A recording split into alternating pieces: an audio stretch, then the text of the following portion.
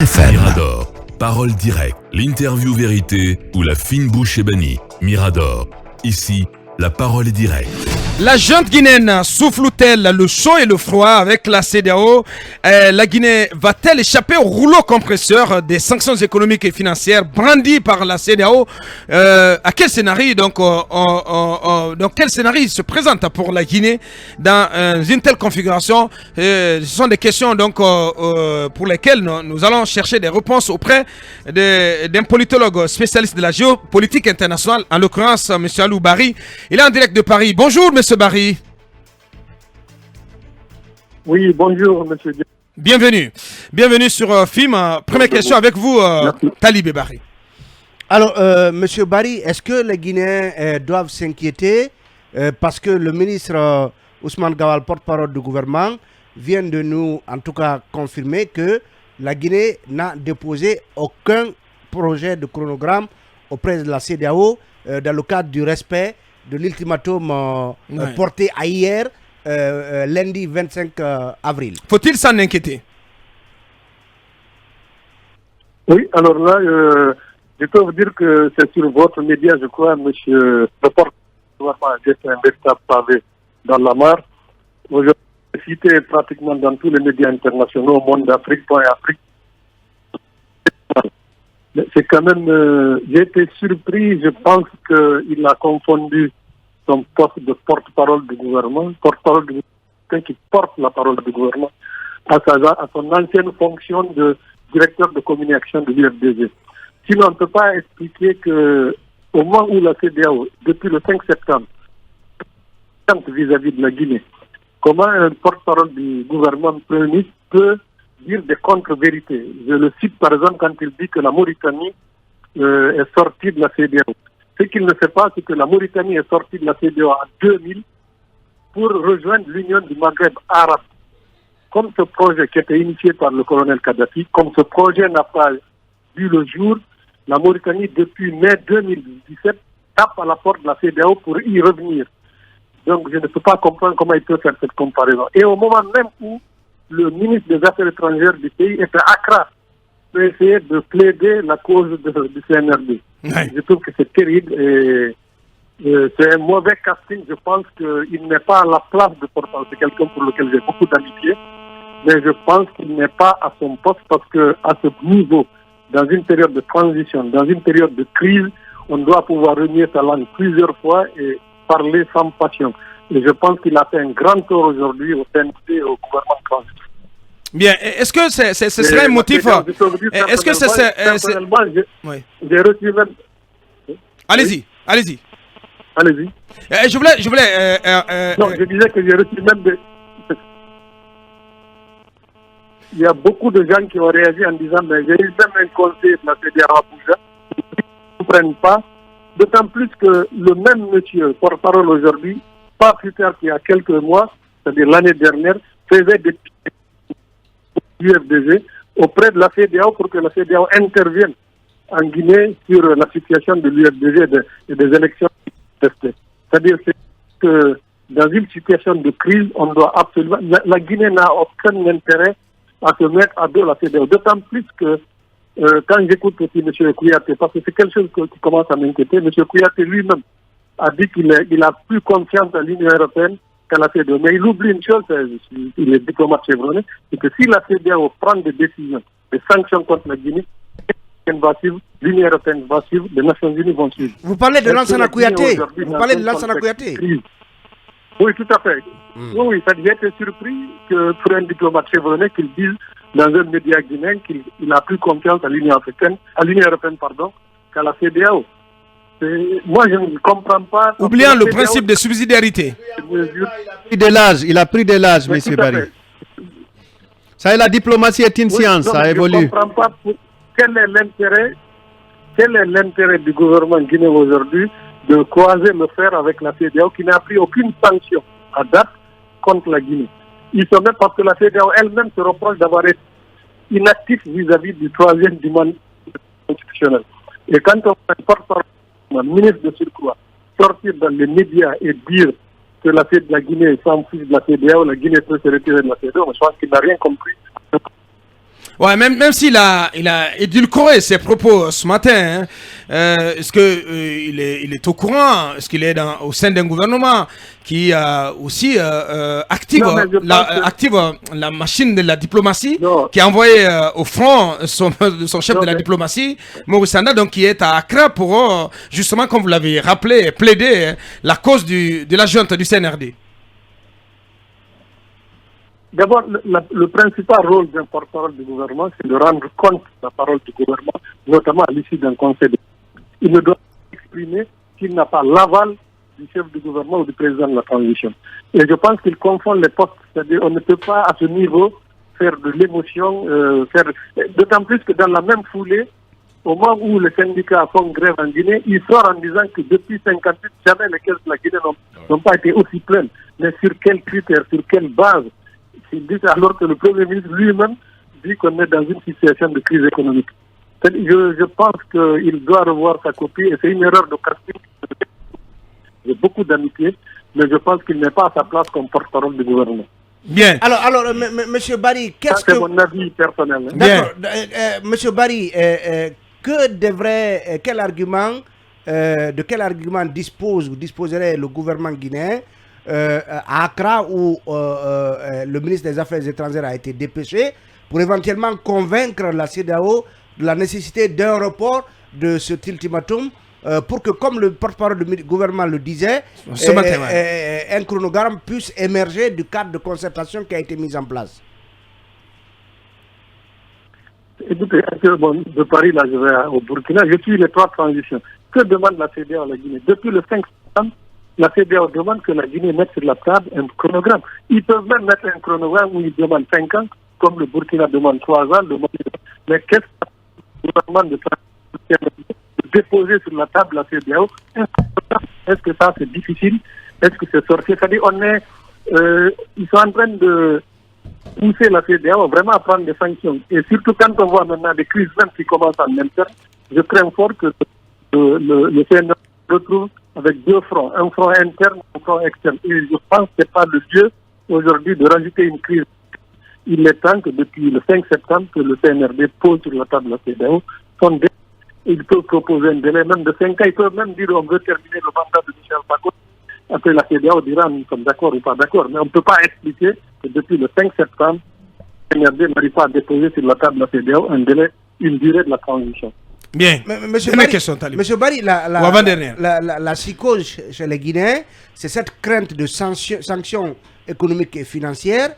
Est-ce que, comme la CEDEAO l'a dit dans son dernier communiqué final, passé la date d'hier, donc 25 avril, inexorablement le prochain sommet pourrait être assorti de sanctions effectivement contre la Guinée? Quels sont les cas de figure devant nous? Je peux vous dire avec la sortie de... Mais moi, je peux vous dire avec la sortie notamment du porte-parole à la prochaine des chefs d'État, ils vont dérouler une série de sanctions. Ça c'est une étape. Sauf d'ici là, le CNRD dépose sur la table un délai raisonnable.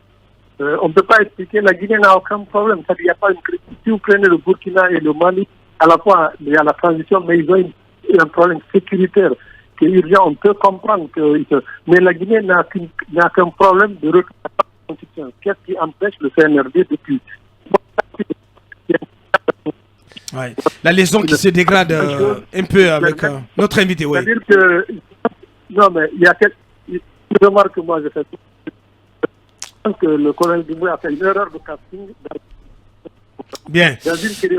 Malheureusement, voilà. Je ne sais pas si vous n'allez pas faire l'effort de bouger un tout petit peu, de changer de position pour qu'on puisse aller au terme de cette interview. Oui, allez-y, vous continuez, M. Barry. Non, mais je disais que à la tête, dans l'équipe gouvernementale actuelle, mais ils sont tous en train d'apprendre leur métier. C'est difficile dans une période de transition. Il fallait mettre des gens qui ont de l'expérience.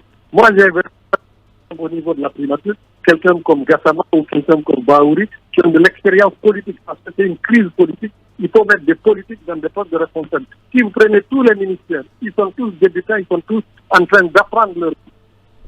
Ça devait être des ministres dans un gouvernement issu d'élections libres. Et je pense qu'il y a une erreur de casting sur le choix des ministres. Et aujourd'hui, on le sent parce que on a l'impression, quand on regarde la Guinée de l'extérieur, on a l'impression qu'il n'y a pas de chef dans le commandant sur le navire. Bien, dernière question avec vous, Mohamed Kaba. Alors, M. Barry, il y a 2 mois en arrêt, vous avez prédit qu'il y aura une crise en Guinée au mois d'avril. Aujourd'hui, c'est chose faite. Est-ce qu'on pourrait dire que tous les ingrédients sont réunis pour que la CEDEAO puisse isoler la Guinée? Ça, c'est la première question. Et l'autre question venant d'un auditeur qui veut se rassurer si, évidemment, vous avez quitté l'UFDG définitivement. Oh là là, Mohamed. C'est une question d'un auditeur, d'un SMS. Ça n'a pas lieu d'être. Non, mais je la pose. Ça n'a pas lieu d'être, Mohamed. Là, je reconnais. Il a envoyé même sa lettre de démission ici. Il a déjà répondu à cette question sur ce plateau. Ça ne vient pas de moi. Oui, mais on nous a communiqué même sa lettre de démission. Ça ne vient pas de moi qui le répond. C'est pas moi. Ça n'a pas lieu d'être parce qu'il s'est déjà prononcé clairement là-dessus, Mohamed. Mais pourquoi vous allez... Bien. Laissez M. Barry répondre. Allez-y. Non, mais je vais répondre très gentiment à mon ami Mohamed Kaba. C'est-à-dire, il n'est pas interdit à un politologue d'adhérer à un parti politique. Vous pouvez même aller au RPG. Là, n'est pas le... Mais cette question, j'ai déjà répondu à cette question. J'ai même envoyé le courrier à M. Diallo, quoi. Bien sûr. Il a distribué d'ailleurs à toute la rédaction. Ouais. Non, mais je pense que... moi, je vous dis, c'est-à-dire qu'à la fin du Ramadan, ce qui risque d'arriver en Guinée, ce n'est pas la conjonction d'une crise politique. Ce pays n'a pas besoin de ça. Il faut absolument. Et là, le PNRD risque même, avec RTG, UFDG, c'est quand même pris. Oh là là, franchement, nous sommes désolés, M. Barry, parce que la liaison s'est fortement dégradée. Et ce n'est pas du tout bon pour l'écoute. Voilà, l'écoute. Grand merci à vous. Nous sommes obligés d'en rester là. Malheureusement, et on pourra donc reprendre M. Barry son retour, l'inviter, pourquoi pas, carrément dans ce studio. On vient de l'entendre, l'analyse de ce politologue, Manu. Oui, ça va. Dans la lecture globale d'ailleurs que beaucoup de Guinéens ont par rapport à ce rapport que la Guinée entretient depuis quelques jours avec la CEDEAO, on ne peut pas décider évidemment d'aller directement à l'affront comme... on ne peut pas défier la CEDEAO. Non, mais c'est pas possible parce qu'on ne peut pas vivre à vase clos.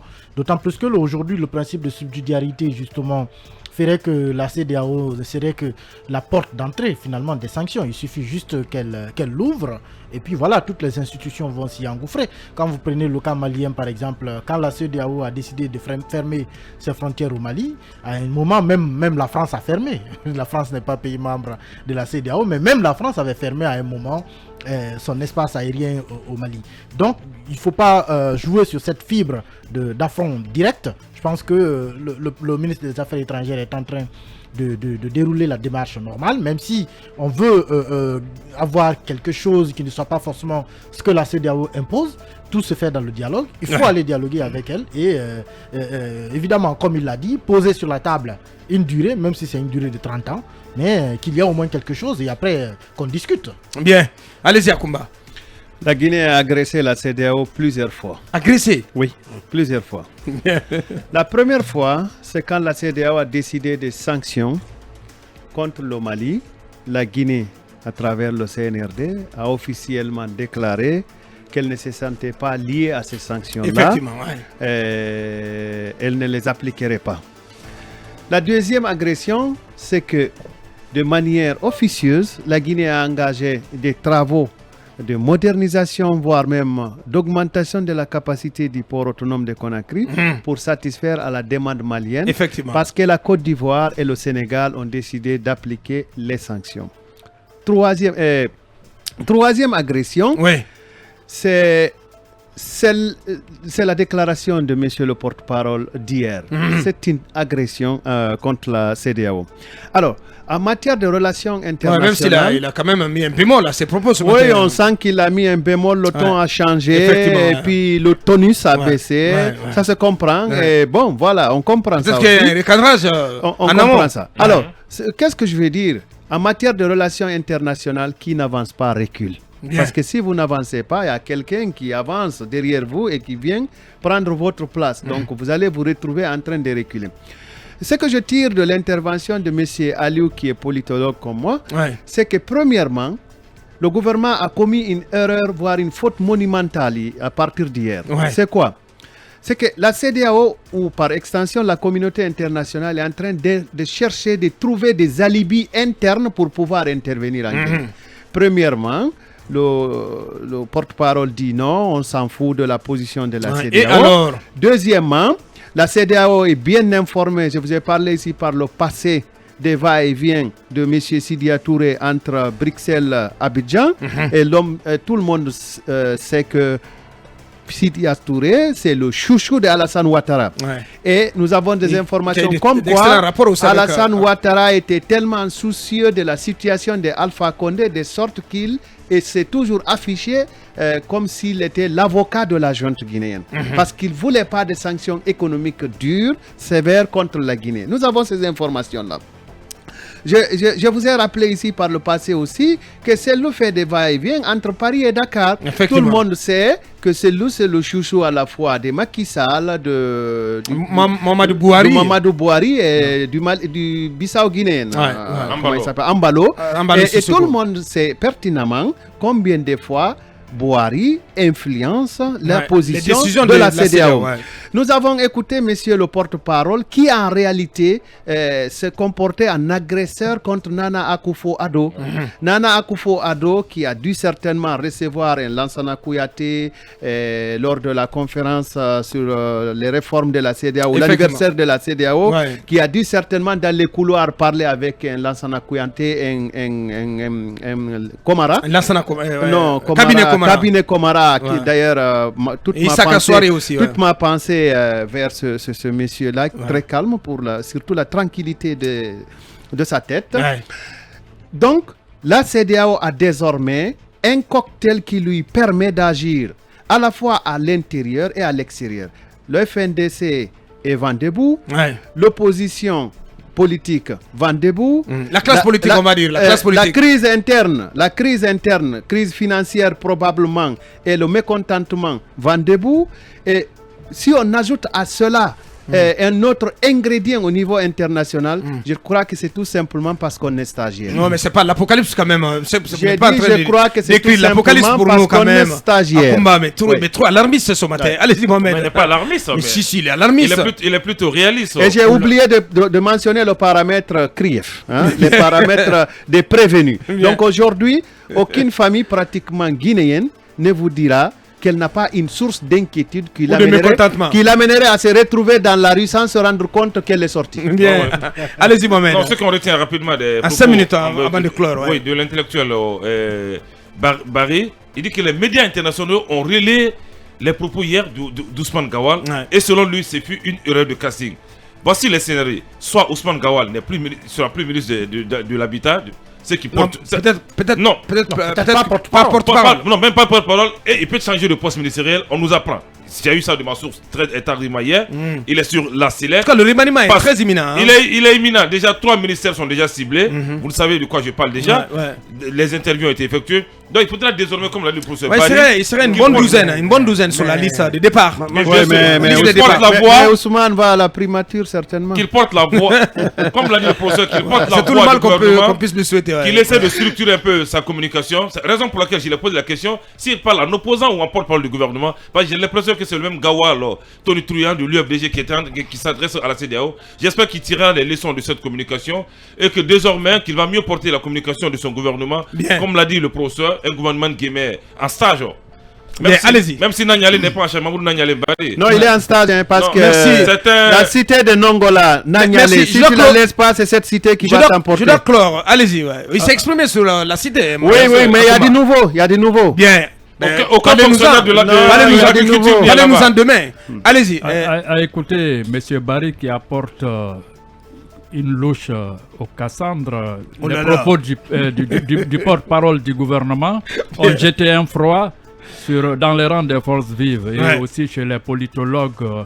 Vous savez, les politologues à combat en est un pour leur fétichisme institutionnel. Effectivement. Donc, je vois que il y a à craindre que la CEDEAO ne sanctionne la Guinée, mais pour le moment, comme je vous ai dit, Nana Akufo, il se sent quelque part guinéen. Même s'il est décidé quand même à ne pas se laisser influencer. Il veut quand même marquer son passage à la CEDEAO et notamment sur le cas guinéen. C'est important. Et déjà le voyage du prix Mandela, je crois, ça peut un peu apaiser, diluer cette posture de mon cher ami Gawal. Très bien. Allez-y, pour en terminer. Taliban, 2 minutes. Si vous faites la radioscopie des discours de ce gouvernement par rapport à la communauté internationale, par rapport à la CEDEAO, c'est un discours radical depuis le début. Vous vous rappelez les propos du ministre des Affaires étrangères à sa prise de fonction. C'était des propos qui disaient très maladroit. Foutez-nous la paix, nous sommes souverains, on ne veut pas que quelqu'un ne va rien dicter à la Guinée. Mais c'était comme sur Alpha Condé. La Guinée a toujours évolué comme ça. Voilà, le colonel depuis 58. Dans ces différents discours, c'est ça. Nous restons, nous ne reculons devant rien, devant personne. Donc, aujourd'hui, c'est le pays qui a dit non à De Gaulle. Bien sûr. Aujourd'hui, vous avez un porte-parole. Voilà, aujourd'hui, vous avez un porte-parole du gouvernement qui dit la même chose.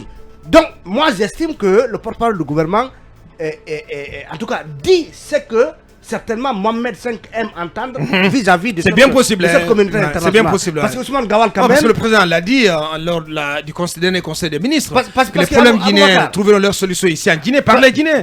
Donc il ne veut pas de médiateur. Et ça, le colonel Mamadi, il ne s'en cache pas du tout. Il l'a dit, répété. Et Ousmane Gawal l'a réitéré aujourd'hui.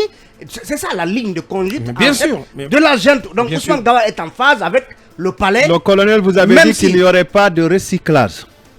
Donc, gardez-vous bien de prendre pour parole d'évangile la déclaration du colonel. Bien. C'est ce qu'on pouvait dire sur cette actu avec la prise de parole. Vous l'avez suivi certainement du politologue Monsieur Aliou Bari qui était chez nous ce matin depuis Paris. Et à présent, on va s'intéresser à la Cour des comptes.